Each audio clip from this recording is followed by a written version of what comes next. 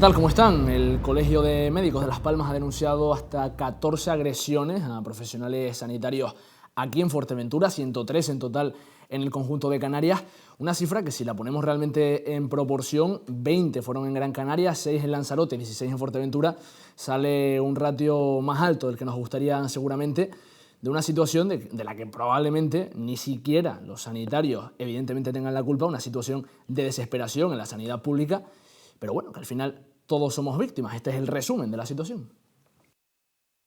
El Colegio de Médicos de Las Palmas ha denunciado 14 agresiones a profesionales sanitarios en Fuerteventura durante 2022, una cifra que hace referencia a los médicos que prestan sus servicios en el propio Servicio Canario de Salud y también en el ámbito privado. Llama la atención el dato aquí en la isla por ser el más alto en relación a la población. En Gran Canaria se comunicaron 20 agresiones por las 6 de Lanzarote. La secretaria general del colegio, Marta León, ha comentado que incluso se habla de agresiones comunicadas, pero que las producidas en total serían muchas más. En total en Canarias se alertaron de 113 agresiones, de las que 3 fueron físicas, 100 fueron verbales, entre insultos y amenazas, y otras 13 físico-verbales. Cabe recordar que desde 2015 estas conductas están tipificadas en el Código Penal como delito de atentado y que podría conllevar penas de cárcel. Bueno, yo creo que nos quedamos con ese dato, o por lo menos con esa afirmación de la secretaria del colegio, de que muchas de las agresiones no son comunicadas y que el dato se podría ver escalofriantemente elevado. Bueno, lo comentaremos hoy en la mesa. Antes de nada, vamos a presentar a los contertulios en este intento que, por supuesto, siempre buscamos en Fuerteventura Televisión, de ampliar el espectro en la sociedad civil majorera. Tenemos hoy con nosotros a Manolo Miranda. ¿Qué tal? ¿Qué tal? Buenos días. Bienvenido a Fuerteventura Televisión. Encantado de estar por aquí con ustedes. Javier Tendero, ¿qué tal? Otro día más. Muy buenos días. ¿Todo bien? Buongiorno a tutti. Buongiorno a todo el mundo. José Chuarmas, ¿qué tal? Muy bien, está bien que el señor Tendero salude a gran parte de la población majorera. Gran parte de la población majorera, efectivamente. Hay un grupo importante, sobre todo en la zona norte, de italianos, y efectivamente pues vamos a tener que empezar a aprender idiomas o a crear algún idioma intermedio, ¿no? Porque si no, la cosa no va a caminar. Eso parece, ahí queda el reto. Bueno, comentamos estas cifras, Josécho, empiezo contigo. Cifra escalofriante de 14 denuncias, y dice la secretaria del Colegio de Médicos de Las Palmas que podrían ser muchas más, ¿no? Las que no se denuncian. Sí, parece ser que hay muchas que no se denuncian y que, en fin, que no llegan a ningún puerto. Yo entiendo que si hay que hacer un llamamiento es a la denuncia, ¿no? Los médicos deben de plantear que estas circunstancias, si se producen, hay que denunciarlas, porque así veríamos las cifras reales de lo que está ocurriendo. No es de recibo, ¿no? Ningún colectivo merece este tipo de comportamientos por parte de los ciudadanos, y menos quien nos está intentando curar, ¿no? En fin, yo entiendo que hay una problemática importante en la sanidad pública en general en el Estado español. Se habla mucho en muchas comunidades de los problemas de la sanidad, y Fuerteventura no es ninguna excepción. En todo caso, puede que la situación sea más grave en la isla, porque faltan pues de todo tipo de profesionales y especialistas, y en atención primaria pues hay un volumen muy alto. El otro día también veíamos que incluso en urgencias también se habla de una falta de personal fuerte, y esto es lo que frustra un poco a los ciudadanos, y al final pues se pueden producir este tipo de comportamientos que lo que hay que dejar claro es que son totalmente reprobables, y que, en fin, que la gente tiene que tener paciencia con algunas circunstancias, y sobre todo con este tipo de profesionales, ¿no? Que no digo que no haya algún médico que tenga algún comportamiento un poco regular, entre comillas, y que pueda producir pues ese estado, ¿no?, de desesperación del paciente, ¿no? Manolo, lo que está claro es que parece que hay una situación de tensión, pero claro, que desemboque en este tipo de conductas ya no es justificable, ¿no?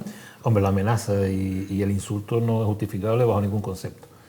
Pero sí es verdad que bueno, cuando uno se encuentra en una situación de necesidad a la hora de acudir a un médico y llama a atención primaria y te dan la cita a 9 días vista, hombre, tú te encuentras en una situación a veces de indefensión, de decir, oye, que me encuentro mal, y la única escapatoria que me queda o es o ir a urgencias del centro de salud o ir a urgencias del hospital. Claro, esa situación de estrés que pueda tener la gente, hay gente que la canaliza con sensatez y otros que se vienen arriba. Injustificable, por supuesto, pero es un poco el reflejo de la situación de la sanidad en la isla de Fuerteventura.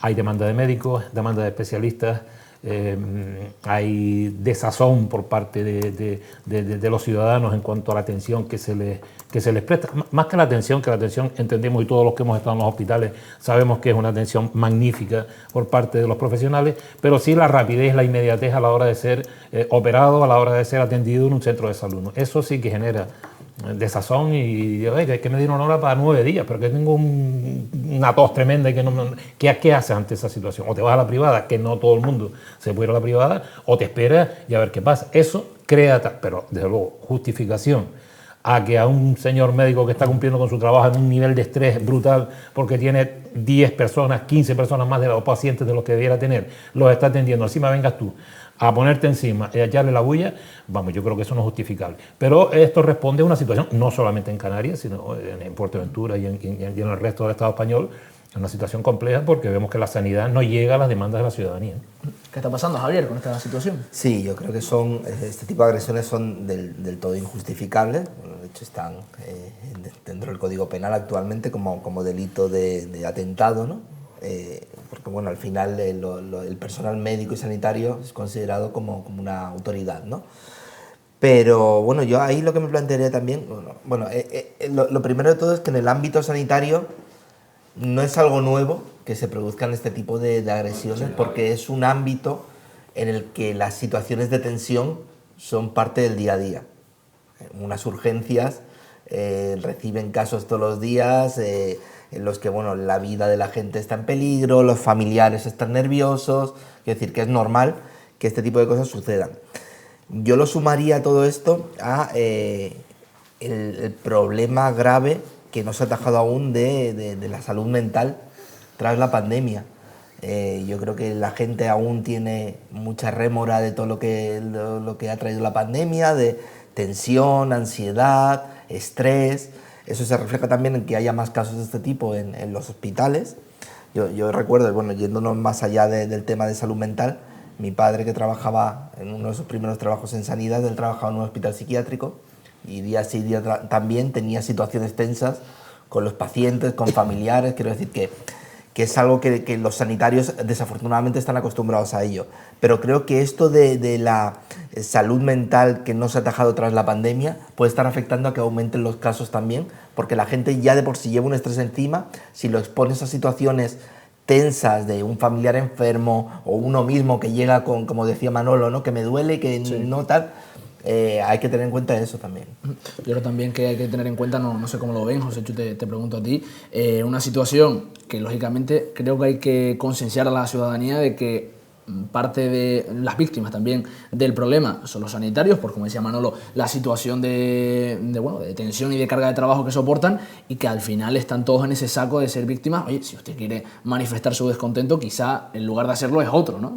Sí, o sea, en términos globales, para defender una política pública de este tipo como la sanidad, efectivamente puede ser así. Luego los casos individuales serán como serán, ¿no? Cada uno tiene su propio problema y efectivamente, como dice Manolo, si yo voy con mi pareja o voy con mi madre y ves que no te atienden como tú crees que tienen que atenderte y te citas, ¿no? Pues te planteas situaciones un poco más tensas. Siempre es verdad que la palabra es lo más interesante, ¿no? Para solucionar este tipo de problemas. No vas a tirar por el camino de en medio y acabar a la bofetada limpia, porque no debe de ser así. Es más, debe de estar pasando así porque la legislación se está preocupando de proteger más a los sanitarios, ¿no? Como la ley que comentabas, que no es nueva, bueno, tiene algunos años, pero que no son circunstancias que deben de... O sea, parece que antes había más respeto, ¿no? Por la clase médica, y ahora, no digo que se pierda, pero se está intentando proteger más desde la legislación. El caso de Fuerteventura, en fin, debe de estar supeditado a la falta de profesionales, pero falta de profesionales también hay en Gran Canaria y en Tenerife, ¿no? Y listas de espera hay en todas las islas. El caso de Fuerteventura puede estar también, aunque suene y sea políticamente incorrecto decirlo, a la carga de inmigración tan grande que tiene la isla y a la falta de conciencia en cuanto a la sanidad que tienen personas que llegan desde otras latitudes. Me da la sensación, ¿no? Y parece que hemos vendido tanto que la sanidad española es la mejor del mundo, que la gente dice, mira, aquí llego y, en fin, y entro corriendo y me atienden sobre la marcha. Y no es el caso, ¿no? Y a lo mejor, pues, hay personas que vienen desde otras latitudes que tienen menos paciencia porque están menos acostumbrados a este sistema. Espero que los números bajen, ¿no? Porque si no, efectivamente hay un problema, y hay un problema que tiene un colectivo que es un colectivo fundamental para que haya una sociedad sana, ¿no? Pongo sobre la mesa también, Manolo, no sé qué te parece, da la sensación, decía antes Joséchu, se le está perdiendo el respeto a los médicos, por ejemplo, a los sanitarios, pero es que no parece que se está ampliando incluso esa pérdida del respeto, de la admiración o de la disciplina en general, muchas veces a referentes científicos, referentes, no sé si decir también intelectuales, que la gente va perdiendo o cada vez deposita menos confianza en ese tipo de referentes, no sé si por olas de, en fin, corrientes negacionistas o no sé por qué, pero parece que se va perdiendo ese respeto. Hombre, es bueno que una sociedad siempre tenga referentes, y los referentes son los profesionales de la sanidad, los profesionales de la educación, porque este problema lo conocemos en el ámbito sanitario, pero yo les puedo hablar del ámbito educativo, de cómo un tutor, de cómo un profesor reciba a un padre en actitud violenta, defendiendo las tesis de su hijo, cuando es verdad que anteriormente siempre se le da una presunción de veracidad al profesor. El profesor era la persona que marcaba autoridad, un poco, ¿no?, lo que era y ese principio de autoridad, que es el que está defendiendo la ley ahora, el principio de autoridad de funcionario público que tiene esa capacidad, eso es lo que se está poniendo en tela de juicio ahora. Entonces, claro, en muchos ámbitos lo que antes era intocable, el profesor, el médico, hoy ya empieza a ser una cosa más de choteo, ¿no? Entonces, al profesor se puede llegar allí porque al niño lo has reprendido y ponerte a bajar de un burro. Eso está ocurriendo en los centros educativos. Entonces, sí es verdad que ese tipo de referentes se van perdiendo, la sociedad cada vez es más, digamos, menos respetuosa con determinadas cosas, y eso al final deriva en situaciones de que no todo el mundo se puede autocontener, y en una situación de esta te dan 2 galletas y te quedas con ellas, ¿eh? Y eso pasa continuamente, insisto, en la sanidad, en la educación y en otros ámbitos, en la justicia, se te encaran, oiga, que vengo aquí a defender a mí, o que usted me... Claro, esas situaciones son complejas, y eso, ¿cómo se corrige? Pues yo no diría que solamente con medidas coercitivas de que te ponga una multa o que te mando para la cárcel. Eso tiene que ser educación, tiene que ser cultura, tiene que ser convivencia, principios éticos y morales, en fin, son un montón de cosas que tienen que ayudar a corregir esas situaciones, no a base de dar candela solo. A ver si se está diluyendo, digamos, esa sensación de autoridad, ese principio. Principio autoritas, desde hace tiempo. Yo creo que ese principio de autoridad se ha diluido, pero yo creo que parte, yo creo, de la educación, ¿no? Pero la educación que se da en casa, ¿no? Yo creo que la educación que estamos dando los padres a día de hoy con respecto a la que había antes, yo reconozco que es bastante más laxa. Es decir, somos más tolerantes con los comportamientos, tal. Y es verdad que lo que dice Manuel, que muchas veces en el ámbito educativo, pues los profesores se encuentran con ese tipo de cosas, ¿no? Con que los padres, cuando antes defendían ese principio de autoridad del profesor, ¿no? Porque al final es lo que le da ese margen de maniobra al profesor para llevar una clase, ¿no? Sí. Si un padre llega allí y desautoriza al profesor, le quita toda la autoridad posible. O sea, ya has acabado con ese principio de autoridad sobre el niño en cuestión. Entonces, bueno, a ver cómo se maneja después esa situación, ¿no? Creo que es algo que la sociedad se tiene que empezar a mirar. Una situación, sí, José Chu, te iba a preguntar, que justo es difícil porque muchas veces se pide, lógicamente no decimos que la sociedad se aborregue y que se duerman los laureles y demás, pero creo que está en el término medio. Es un debate interesante el que plantea Manolo, porque efectivamente si hablar de los médicos es complicado, que se ejerza un poco esta presión violenta por parte de los ciudadanos, efectivamente, o sea, donde más se tiene que notar es en la educación pública. Y vuelvo al debate políticamente incorrecto. Efectivamente, Javier comenta que somos más laxos en la educación, pero creo que este batiburrillo social que se crea en islas como Fuerteventura, con un nivel de migración tan alto, que tampoco quiero poner el foco en los migrantes, quiero decir, pero cuesta a una generación habituarse a una serie de comportamientos y modelos sociales, porque además hay mucha población que está llegando con ciertos problemas de desarraigo. Volvemos a lo que hemos hablado estos días, el problema de la vivienda, el problema del empleo, la carestía de la vida, está generando que los padres tengan muchísima más carga de trabajo, menos tiempo para la educación de los hijos. La educación se extrapola a los institutos o a los colegios, y la educación, o sea, los niños van a los colegios y a los institutos a aprender contenido, ¿no? Hay educación, parte de la educación sí, pero la educación se realiza en casa, ¿no? Y a mí me da que el modelo social que se está creando en muchos sitios, pero sobre todo en islas, porque somos núcleos cerrados y la problemática es generalizada para todos, pues está llevando a que haya estos problemas. Por eso digo que el debate es interesante, porque es más en la educación donde se pueden generar este tipo de conflictos, ¿no? Si te llega un padre, en fin, o ya los mismos niños, ¿no? Están con un punto más de violencia, ¿no? Más de tensión con el mismo profesor o los tutores o el jefe de estudios, ¿no? Y toda esa gente recibe una carga también de trabajo que al final, ayer lo hablábamos, que nadie quiere ser director de un instituto, ¿no? Por la carga de trabajo que representa, porque al final, si en tu profesión, que es una profesión para mejorar la sociedad, no encuentras esa satisfacción, pues es la pescadilla que se muerde la cola, ¿no? Al final vamos todos al mismo sumidero y en fin, soluciones sencillas no creo que tenga, porque esto es una cuestión de educación también. Son planteamientos que hay que pasar, ¿no? Y educación y...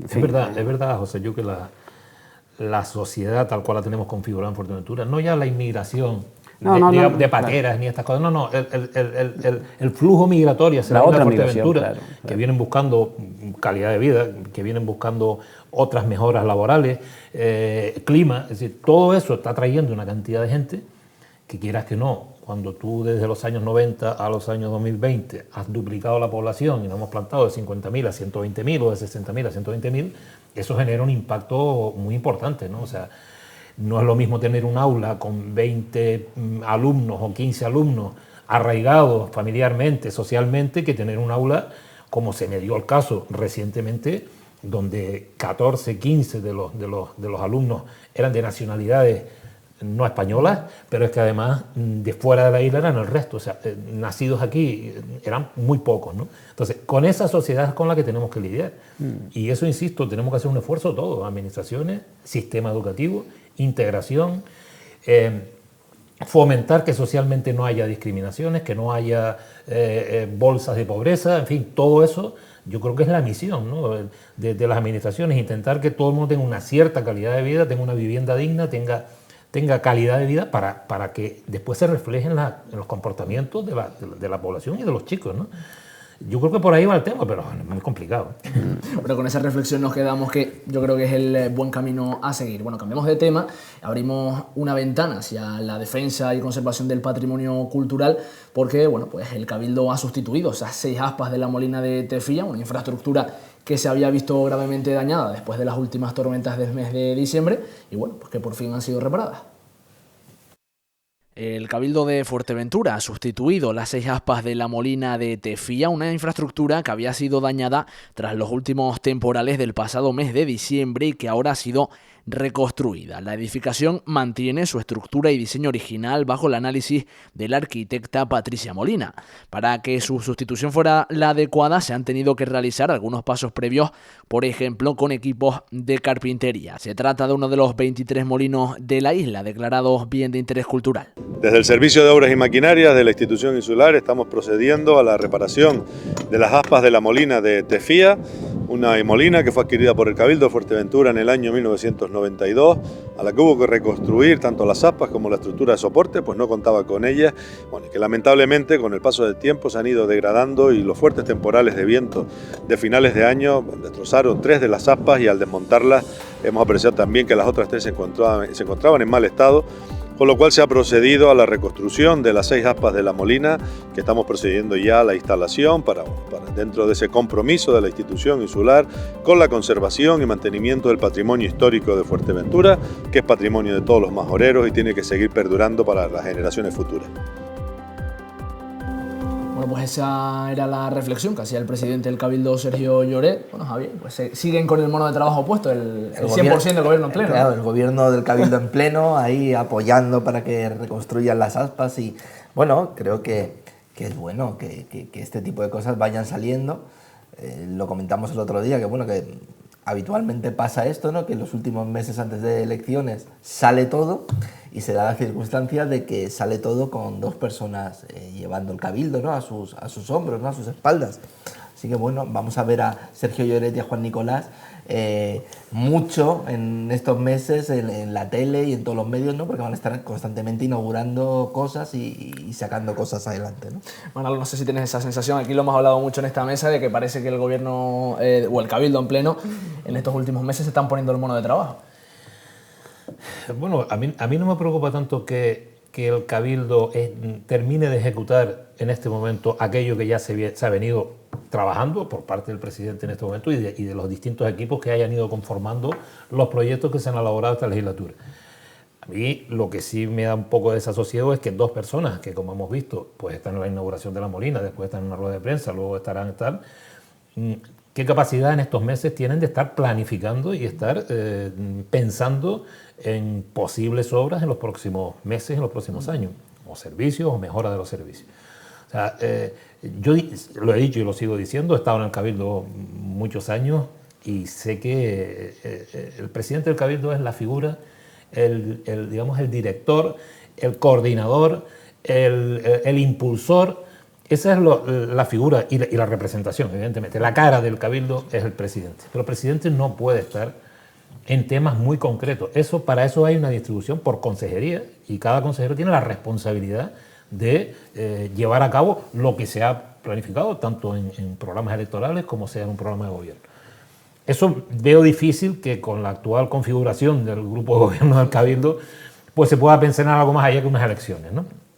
Y con respecto a lo de la reparación de La Molina, hombre, que me parece que tiene que ser, y además está muy bien que se haga y hay que aplaudirlo, ¿no? Es decir, el patrimonio, estamos hablando de identidad, hablábamos antes de lo que significa desarraigo, de lo que significa, oye, todas estas cosas nos dan contenido cultural, nos hacen sentir orgullosos de cómo nos buscábamos la vida hace 200 años para moler el trigo y en fin. Entonces, yo creo que ese tipo de cosas al final son referentes que se van teniendo, referentes culturales, referentes sociales, donde la gente dice, oye, pues esta era Fuerteventura, yo quiero formar parte de esta Fuerteventura, y desde luego ver un molino en el suelo no es un referente. Entonces está bien, y hay que aplaudirle al Cabildo que haya hecho o que se haya reparado de forma inmediata las zapas del molino, ¿no? Yo encantado, ¿no? José, ¿tus impresiones de esta reparación? De la reparación, como dice Manolo, pues no hay más que sentirse orgulloso. Yo, bueno, en la isla hermana de Lanzarote hubo el mismo modelo agrario que en la isla de Fuerteventura, y yo creo que no hay ninguna molina de pie. Están todas o sea, nadie se ha preocupado. Es verdad que Lanzarote tiene otro modelo y efectivamente todo este cuento. La sinergia que ha creado César Manrique en relación a los centros de ocio y demás, pues los conejeros se sienten orgullosos de otra parte, pero esta historia reciente, como dice Manolo, es parte de ese constructo psicológico que tiene una sociedad en relación a lo inmediato, ¿no? Porque esto desde hace 200 años, esta molina puede ser, pues sí, puede tener 160 años de construcción, pero funcionó hasta hace 50. O sea, en fin, aquí vivíamos de lo que vivíamos y esto es un referente no solo cultural, sino etnográfico, ¿no?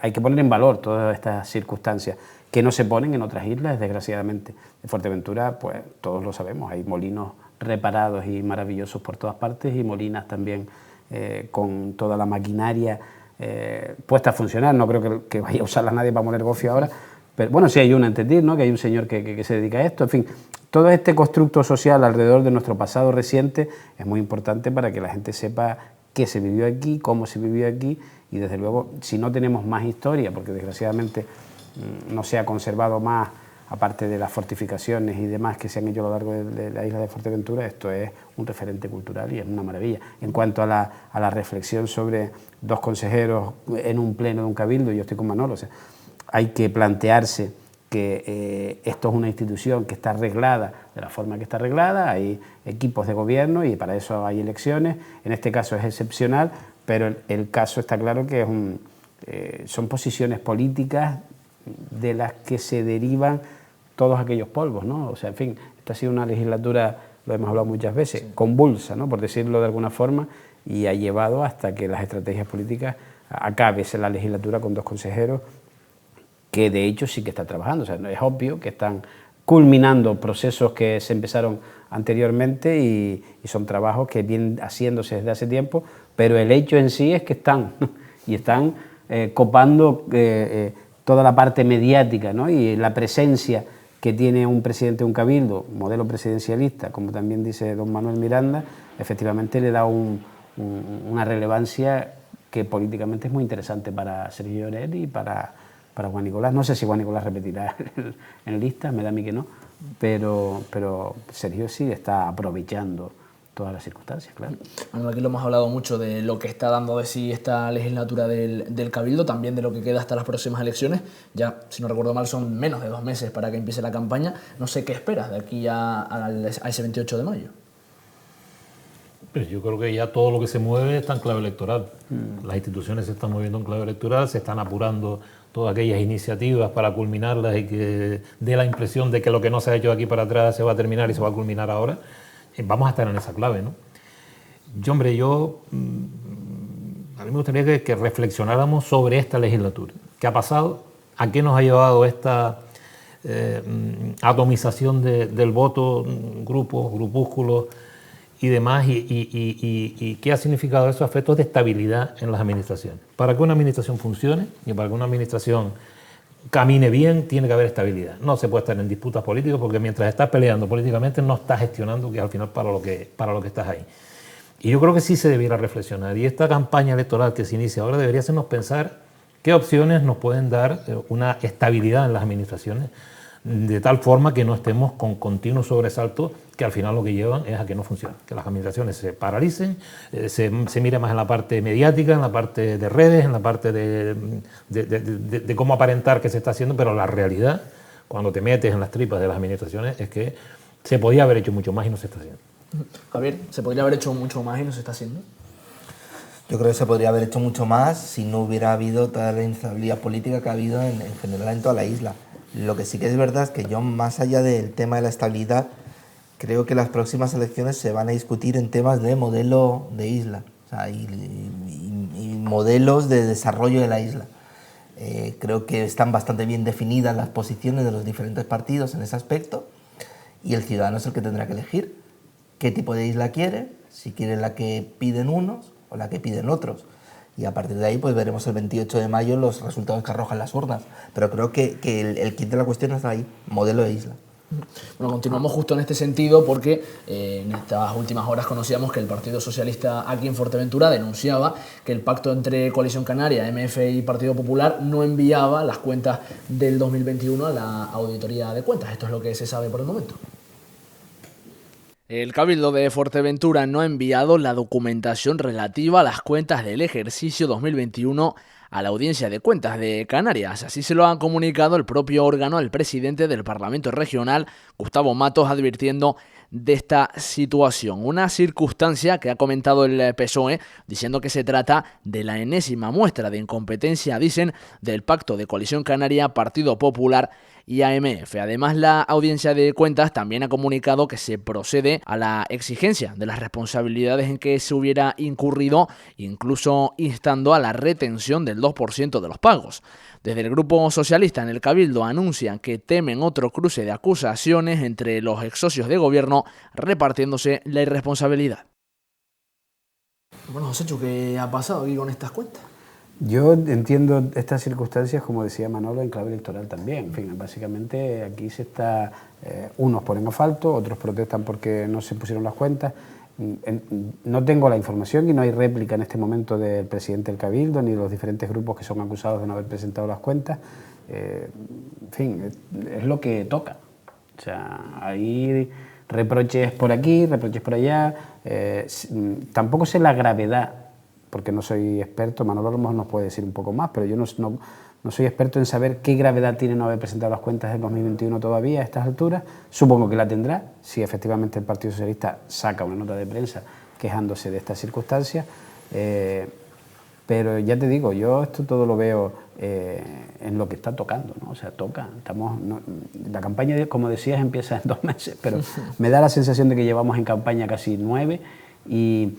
Si lo que quería hacer solo un apunte en relación a lo que comentaba Manolo y Javier de las posibilidades o cómo los electores tienen que estar mirando cuáles son las posibilidades de crear un gobierno más estable, creo que también hay mucha, me gustaría introducirlo en el debate, reflexión que hacer por parte de los partidos, en el sentido de que los mismos partidos políticos o los dirigentes de los partidos, por no exponer a todos los grupos, ¿no? Los dirigentes de los partidos han llevado, en fin, hablo del Cabildo, o puedo hablar también del Ayuntamiento de Pájara, o puedo hablar del Ayuntamiento de La Oliva.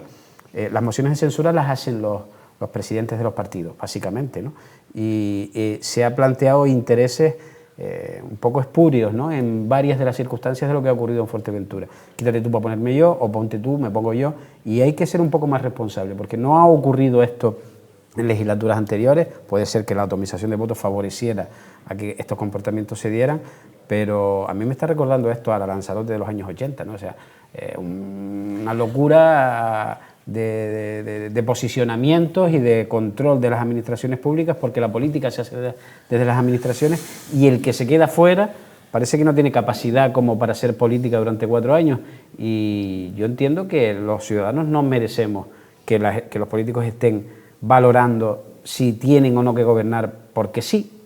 O sea, si necesito 4 grupos, pues busco los 4 grupos y la lío porque, en fin, lo digo por unos y por otros, ¿eh? O sea, sí, en fin, porque, esto es general. Sí, porque además yo tengo la sensación de que muchos de estos vaivenes políticos en las instituciones vienen determinados también por los vaivenes políticos dentro de los propios partidos políticos, que tienen diferentes grupos, diferentes sensibilidades, unos se mueven hacia un sitio, otro, y todo esto acaba dinamitando lo que son las propias instituciones, cuando debería ser un ámbito más cerrado, ¿no? Es decir, se establece la institución y el partido va por un lado y la institución por otro, pero aquí se mezcla todo, ¿no? No, es que voy más allá. O sea, si nosotros estamos pensando, los electores, en que vamos a votar a un partido político porque va a pactar con el siguiente, me refiero a los 2 bloques que pueden estar ahora visualizados en el Cabildo de Fuerteventura, yo creo que eso es un fraude absoluto de lo que es la ley electoral. O sea, no puedes plantear ya que vas a votar al PSOE porque el PSOE va a pactar con AMF o Nueva Canarias, o vas a votar al PP porque va a pactar con coalición. Bueno, hay partidos que sí que han propuesto precisamente esto, ¿no? Que de antemano se conozca con quién o qué bloques se pueden llegar a formar. Es que no es lícito, o sea, no es lícito. O sea, los bloques que se puedan formar serán en función de lo que los ciudadanos decidan, no de lo que decidan los partidos políticos previamente, porque al final entonces, ¿qué hacemos? ¿No vamos a votar? Pues, o sea, decidan ustedes y nos quedamos en casa, ¿no? Básicamente, entiendo yo que lo lícito es las fuerzas más votadas, las sensibilidades, los programas más afines, pues al final acaben llevando para adelante un proceso de gobierno. Si no es así, pues ya le digo que para mí es un fraude. Hombre, yo creo que históricamente el Cabildo de Fuerteventura ha sido una administración muy estable. Sí, sí, por eso digo que... Y se ha gobernado, alguien podrá decir sí, porque la presidencia siempre la tenía coalición y iba a derecha e izquierda. Pero sí es verdad que siempre hubo una estabilidad. Yo creo que esa parte de estabilidad es lo que se ha perdido. El respeto entre los propios socios de gobierno, el respeto por las áreas, por la presencia, por todo eso, como que se han barrado. Entonces ahora no hay esa claridad de oye, estamos aquí con un objetivo común, vamos a sacar un proyecto consensuado donde lo rentabilicemos todos, porque todos están ahí también pensando en la rentabilización de un proyecto, y sobre todo pensando en el ciudadano, que es el que tiene que asfaltar la carretera o el que tiene tal. Entonces, yo creo que ahí se ha empezado a mirar más otros intereses que el propio de la gobernabilidad. Y la gobernabilidad se hace pues siendo constantes y siendo leales con el que tienes de socio. La lealtad en un gobierno es fundamental. Hay tensiones, claro que hay tensiones, continuamente hay tensiones, claro, pero tiene que haber un talante dentro de los responsables, dentro de los portavoces o dentro de los líderes de las distintas formaciones, que tengan la capacidad de en esos momentos sentarse, ceder, caminar, pero lo que no puede ser es la confrontación continua dentro de los grupos de gobierno, porque al final ni gobierna, se están machacando unos a otros, y el objetivo común de un gobierno, que es sacar los temas, los ciudadanos se resienten. Entonces ahí es donde vemos que sí han cambiado las cosas, que quizás se estén buscando otras historias más de índole político, más de tal, de obtener un buen gobierno y un gobierno que camine dentro de las administraciones, ¿no? Por ahí van un poco los temas, y yo insisto que la estabilidad tiene que venir de la mano de fuerzas que sean capaces de aunar esfuerzos, de trabajar con lealtad.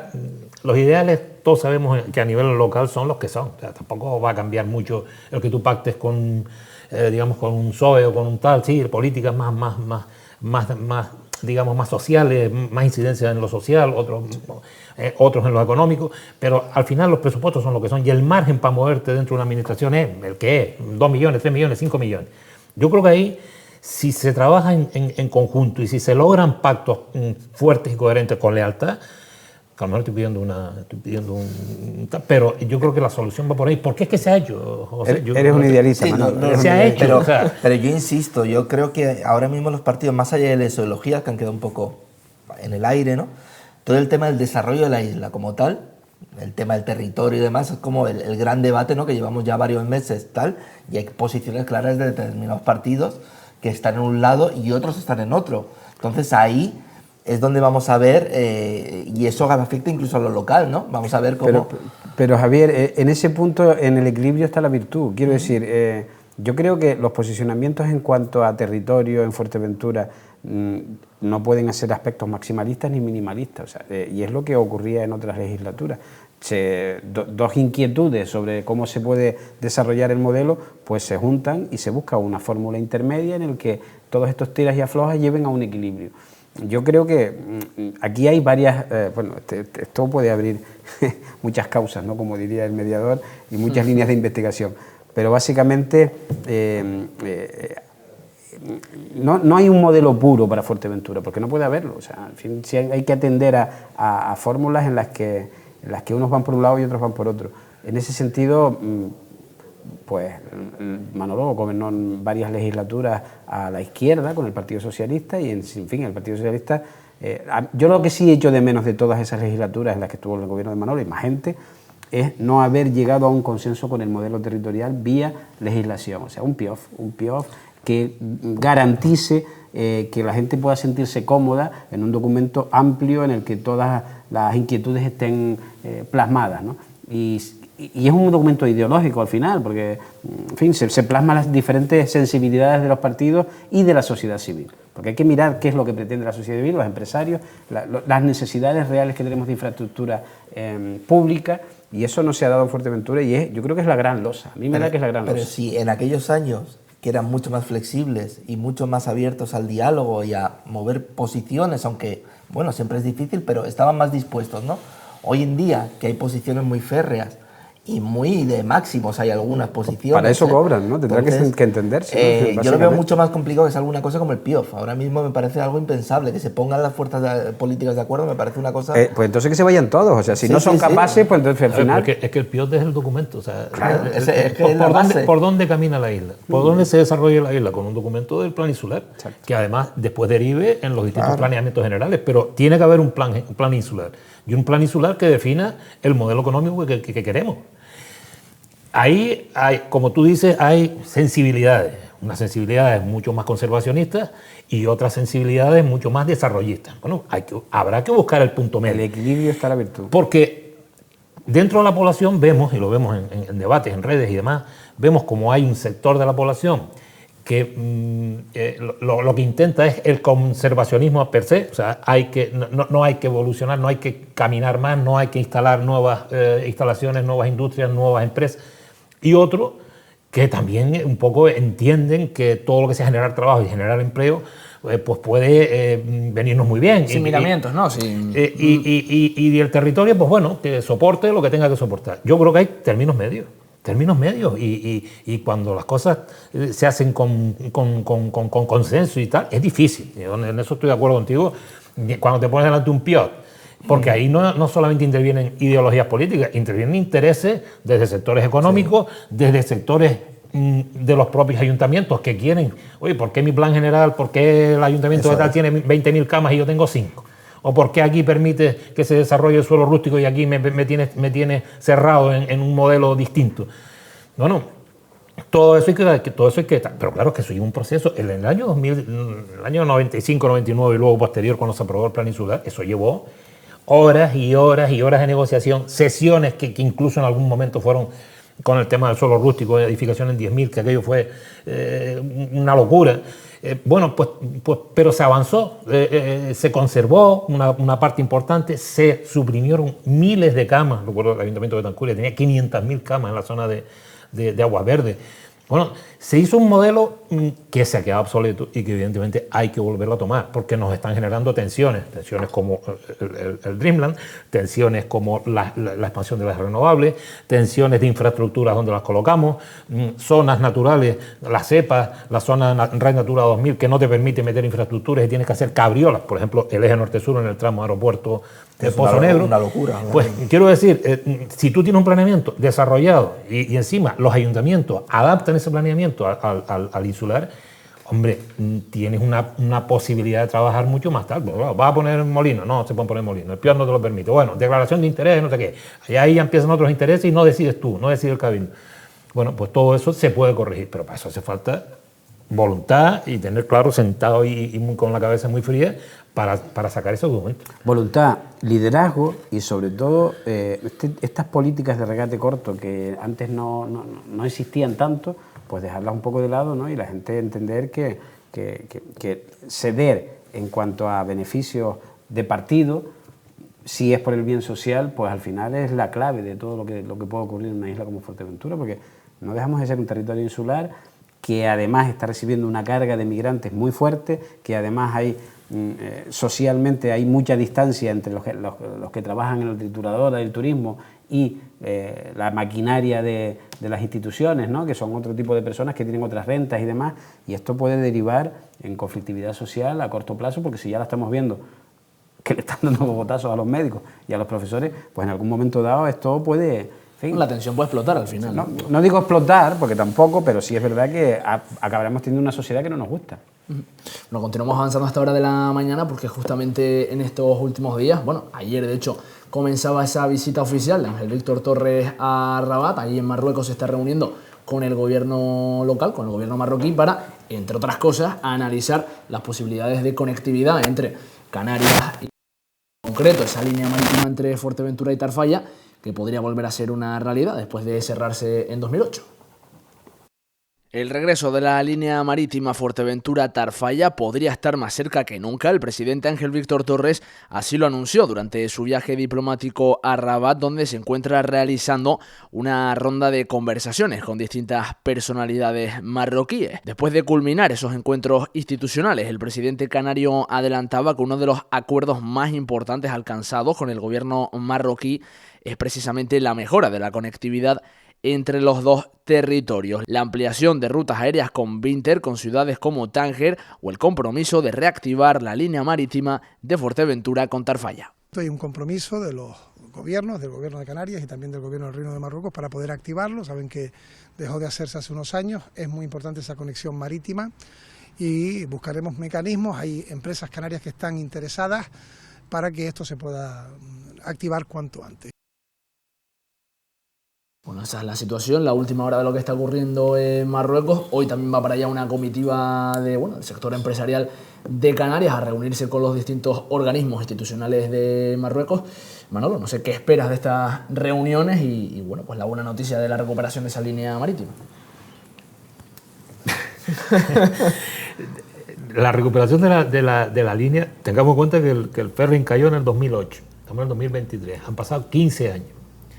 Todos los gobiernos, Paulino Rivero, Fernando Clavijo, Ángel Víctor Torres, todos se han desplazado en misiones no diplomáticas, porque esto no es diplomático, pero sí en misiones económicas para acercar lazos con el territorio marroquí, sobre todo accesibilidad, y pues nunca se ha llegado a culminar esa intención por ambas partes de que se ponga en funcionamiento la línea. No sé dónde radica, es verdad que había un muelle en precario, hoy hay una buena y gran instalación en Tafalla y no termino de entender si es que todo lo que es el contexto de tensiones entre Marruecos y España por determinados temas, el tema del Sáhara, el tema de la inmigración y demás, ocasiona que no haya un entendimiento y que se den órdenes desde Rabat de que esa línea no se ponga en funcionamiento. Pero sí es verdad que hay interés y en su día yo creo que funcionaba y además le da una facilidad de inversión de nuestro empresariado allá en materia turística, en materia de suministros, en materia de demás, en comercio, y de inmigrantes que hoy en día tienen que darse una vuelta para ir o van en avión o tienen que entrar por el norte de África, que eso se podría perfectamente remediar con esta línea. Hombre, yo creo que el presidente ha dicho algo interesante, y es que podría haber subvenciones por parte del gobierno de Canarias a ayudar a esas líneas canarias, porque está claro que las marroquíes parece que no tienen mucho interés, Canarias, para hacer estos traslados, ¿no? Yo creo que se ha hecho lo indecible. Hemos estado, José estuvimos en el año 2015 con Paulino Rivero aquí en Nuakchot, moviéndonos por esa zona del oeste de África, y buscando esa conectividad, buscando esas relaciones, y hay interés. Cuando vas a Tarfaya, las autoridades de Tarfaya están locas porque es total, igual que las nuestras, la Cámara de Comercio, en fin, todo el sistema, saben que hay una posibilidad de negocio, saben que se puede expandir turísticamente el negocio en África, ¿no? Pero claro, después al final yo no sé qué pasa. Una promesa, otra promesa, y nunca se concreta nada, ¿no? Esa es la realidad, y la verdad es que me da pena porque tendría unas posibilidades enormes, ¿no?, de desarrollo para ambas partes, ¿no? José, tú no sé cómo interpretas justo esa concatenación de promesas de la que habla Manolo. Es real, o sea, lo que dice Manolo es la absoluta verdad.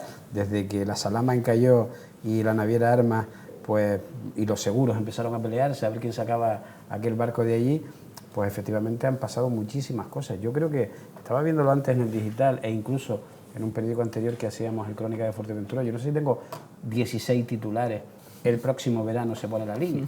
Y los titulares no los da cualquiera, ¿eh? Los da efectivamente pues presidentes de gobierno, presidentes de patronales, presidentes de cabildos, y esta es una enésima vez en la que oímos este asunto. ¿Por qué creo yo que esto puede tener más visos de solución? Básicamente por las nuevas políticas y sobre todo por cómo el anuncio del gobierno español de plantearse la posibilidad de un sistema autonómico en el Sáhara por parte de Marruecos y salirse un poco del amparo del decreto de Naciones Unidas en relación al Sáhara, pues ha suavizado un poco la tensión con la monarquía alauita, ¿no? Y da la sensación de que por ahí sí puede ser. Es verdad que esto tiene que ser un grupo de empresarial canario, efectivamente, pero no hay que obviar que seguramente entrará algún socio marroquí. Y también tiene que ver con diferentes tensiones, porque estamos hablando de una zona de África en la que no solamente hay gobernadores civiles, una amalgama de cargos que pueden tomar decisiones sobre esto. La decisión, por supuesto, la toma el rey, porque es el que manda en todo este asunto. Pero sí hay intereses y vínculos familiares, entonces en Tarfaya, si no, bueno, ya veremos, el Ayun. Efectivamente el interés por parte del empresariado canario es real, y es verdad que es una de las viejas aspiraciones de Fuerteventura, porque también hubo una problemática aquí con la Autoridad Portuaria de Las Palmas, que decía que la línea tenía que estar con Las Palmas, y esto pues podría levantar muchas ampollas en Fuerteventura. Se ha peleado desde la Cámara de Comercio, eso doy fe, se ha peleado desde las diferentes administraciones insulares, que esto no se puede mover de Fuerteventura, se planteó el puesto de inspección fronteriza en el puerto, en fin, todo está preparado para que esto fluya. Manolo, yo tuve la suerte de ir con Manolo y la Cámara de Comercio, que viajamos a Tarfaya, creo que fue en el 2015, y vimos las instalaciones portuarias que se hicieron, que de hecho llevan años allí para 4 pescadores, porque yo no sé qué más están haciendo, y son unas instalaciones maravillosas, ¿no?, para este asunto. No es menos cierto que en Dakhla, Marruecos, está también haciendo un puerto de Agardino de Menés en relación a la competencia que le puede hacer al puerto de La Luz, que eso ya es otra circunstancia, pero, en fin, una conectividad diaria con Tarfaya desde Fuerteventura, pues bueno, en fin, no solo turística, sino incluso lúdica para los propios majoreros de conocer el continente, pues sería una maravilla, ¿no? Lo que sí parece seguro, Javier, es que, bueno, en cualquier caso, el que acabe llevando esto adelante, en este caso si es Ángel Víctor Torres, se va a apuntar un buen tanto, ¿no? Sí, eso es un buen tanto político, pero yo, más que como buen tanto político, yo creo que es un anhelo, ¿no?, al final de muchos años, ¿no?, de establecer esa vía de comunicación con Tarfaya, con Marruecos. Creo que a Fuerteventura la pondría en otro nivel, ya a nivel comercial, ¿no? Que bueno, que podamos ejercer ese enlace con el resto, entre el continente africano y el continente europeo al final, ¿no? Y bueno, a ver qué tal sale. Yo espero que sea fructífero y que, bueno, algo que se lleva trabajando tanto tiempo pues no acabe en saco roto. Yo creo que no le va a dar tiempo de apuntarse ningún tanto. O sea, Esto es muy largo. Nos quedan 2 meses y esto en 2 meses no hay naviera que se monte, ¿no? La promesa está, en fin, y la venta mediática está, pero también en relación a lo que dice Javier, hay que tener en cuenta que unos 600 kilómetros al norte, y si consiguen traer la vía férrea hasta Tarfaya, ahí hay productos hortofrutícolas a saco, ¿no? O sea, en fin, tienes la zona de Agadir, que es una maravilla para todo este tipo de historias, y ya no tendríamos que importar, y con el sobrecoste que tenemos actualmente, de traer todo este tipo de industria alimentaria desde Península, ¿no? Sería una cosa mucho más sencilla de traer y abarataría costes y hasta la compra. Incluso desde Inglaterra. Yo he visto papas inglesas en un montón de supermercados aquí, que ahora, bueno, pues podríamos traer de Marruecos, ¿no? Yo no sé si tienen papas, pero frutas y verduras ya te digo que muchas. Yo creo que papas hay en todos lados. Yo creo que prácticamente en ya, cualquier ¿no? sitio, sí. Bueno, también, Manolo, van para allá hoy una comitiva empresarial, van las cámaras de comercio. No sé, ¿qué esperas de esas reuniones con el empresariado? Yo lo que normalmente esperas es que haya cercanía, que haya colaboración, que tengas interlocutores, pero cuestiones contundentes, estos años, la verdad es que no las ha habido, ¿no? Sí, es verdad que hay una relación entre el empresariado y el empresariado canario invierte en el turismo allí, y bueno, eso sí que se ha mantenido, pero cuestiones, de hecho, ayer hace una rueda de prensa el presidente donde vende 3 nuevas rutas de Vinter. O sea, quiero decir, oye, sí, vale, bien, pero es Vinter. O sea, Vinter habrá conseguido esas rutas como compañía porque le interesa y porque habrá 3 nuevos destinos en Marruecos. Y el presidente se lo vende.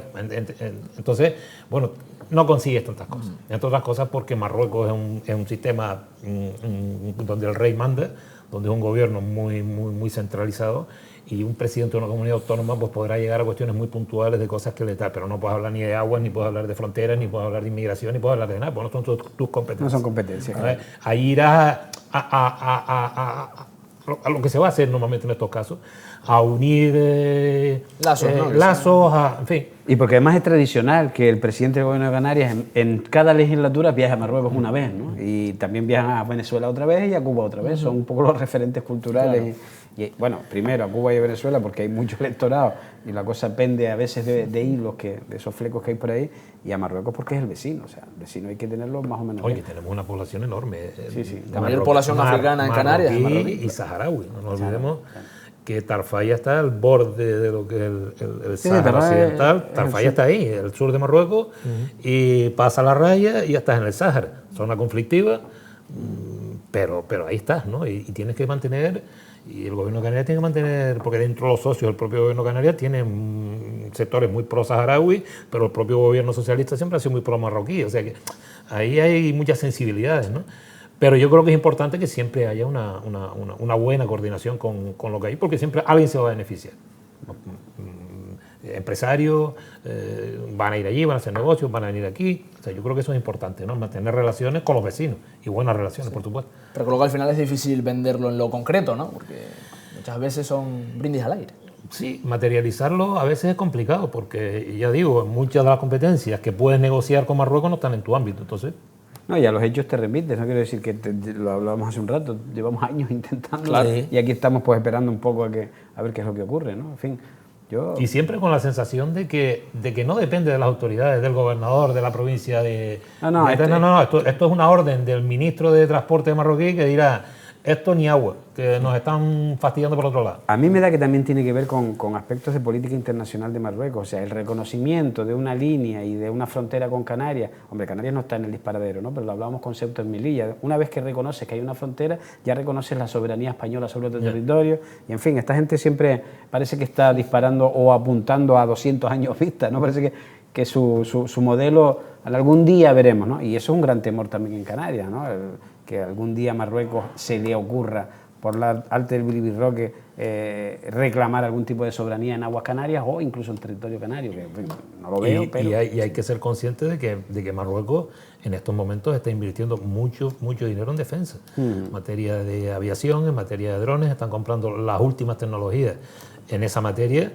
Y claro, el tener un país teóricamente, económicamente más débil que el tuyo, pero en materia de defensa, Más bien armado, agüita, ¿eh? O sea, esos temas hay que tenerlos en consideración. A mí también. me da que desgraciadamente, Manolo, la tendencia en los próximos años será que todos los países se militaricen un poco más. Todo este tema de Ucrania y demás está haciendo que todo el mundo... Se está pidiendo, ¿no? De hecho, el 2% está pensando del PIB. en comprar más armas. Pero en ese caso, a mí, bueno, puede preocuparte, ¿no? Que hay una potencia militar ahí enfrente, pero el paraguas OTAN, si todavía las Canarias estamos dentro, en fin, no creo, ¿no? Que a los marroquíes les dé por esta historia. Pero sí es verdad que en algunos aspectos, pues mira, vamos a poner un barco con Canarias, no pongas nada, vamos a dejarlo un poco ahí, a ver qué pasa y a ver cómo se mueven las historias, ¿no? En fin. Bueno, estamos llegando ya prácticamente al final del programa, pero antes, como de costumbre, bueno, pues abrimos una ventana a la actualidad. Joséchu, no sé cómo está, si hay alguna cosita de última hora que nos puedas traer. No, de última hora no, ayer por la tarde, la información ayer por la tarde en casi todos los medios de comunicación en Canarias fue pues la visita del señor Navarro Tocaronte al Cabildo de Tenerife, ¿no? A intentar un poco, pues no lo sé, ¿qué? Me imagino que a montar el numerito, ¿no? Porque otra cosa no creo que fuera este señor. Iba acompañado de un periodista y hoy tenemos nuevas filtraciones de conversaciones con el director insular de la Administración del Estado y, en fin, lo hablábamos antes fuera de cámara. Este señor está tratando de unir con argamasa a casi todos los poderes públicos de Canarias y mezclando partidos, mezclando conversaciones, mezclando historias y está creando el relato y se lo están comprando los medios y pues este tipo de cosas, de irse a sentar allí, demuestra que tiene más cara que un zapato, más de la que uno creía que podía tener nadie y además de tener más cara que un zapato, sigue envenenando, ¿no? Relaciones y en fin, yo espero, por el bien de la sociedad canaria, que cada vez se le preste menos caso a este hombre, que el que tenga que pagar en la justicia, que pague si ha cometido algún ilícito, pero en el resto de los planteamientos, en fin, a mí ya por lo menos a mí personalmente, es que no es que me resbale, me asquea un poco, ¿no? Toda esta situación que se está generando. Bueno, te quiero preguntar también antes de irnos, ¿cuál es tu opinión respecto a todo este circo que se está montando respecto al caso Mediador? Bueno, hay unos hechos que yo creo que se valoran, que tienen más incidencia en la opinión pública por el hecho de ser cutres, y todos sabemos a qué parte nos referimos, y luego hay una parte más judicial, que bueno, yo ya lo he comentado alguna vez, la postura de las personas relacionadas con esta trama, supuesta trama, tiene más de figureo, más de prepotencia, más de que de ilícito. Y después habrá que llegar en un juzgado y decir, bueno, ¿y usted cuánto le dieron? ¿Usted cuánto tal? Porque claro, aquí estamos sacando conversaciones y no sé qué, y lo llamé y le dije, pero eso no son delitos. O sea, que tú hables con un responsable y le digas, oye, que es que te van a tumbar el cabildo. Pues vale, pues bien, pues vale. Entonces, me alegra que me lo digas, pero eso no es un delito. Irse de comida, etcétera, etcétera, etcétera, tampoco es un delito.